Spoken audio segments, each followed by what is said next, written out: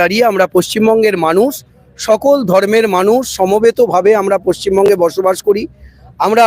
এই পশ্চিমবঙ্গের যে ঐতিহ্য, সেই ঐতিহ্যকে বজায় রাখার লক্ষ্যে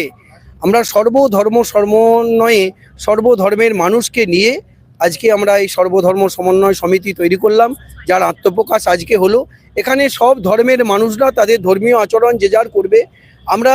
সকলের উৎসবে সকল ধর্মের মানুষ সমবেত হই, কারণ উৎসবটা হচ্ছে সবার জন্য, ধর্ম হচ্ছে যে যার সে যার পালন করবে, কিন্তু উৎসবটা আমরা সকলে মিলেমিশে একত্রিত হয়ে সেই উৎসবগুলো বাংলার যে ঐতিহ্য সংস্কৃতিকে সামনে রেখে আমরা পালন করে চলেছি। সেই জায়গায় বাংলাতেও যারা বিভেদ সৃষ্টি করার জন্য চেষ্টা করছে, আমরা সব ধর্মের মানুষ যদি এক থাকি, আমাদের সবার মত পথ যদি এক হয়, আমরা যদি হাতে হাত মিলিয়ে কাঁধে কাঁধ মিলিয়ে কাজ করি, রাজ্যের যে কোনো জায়গায় যে কোনো দাঙ্গা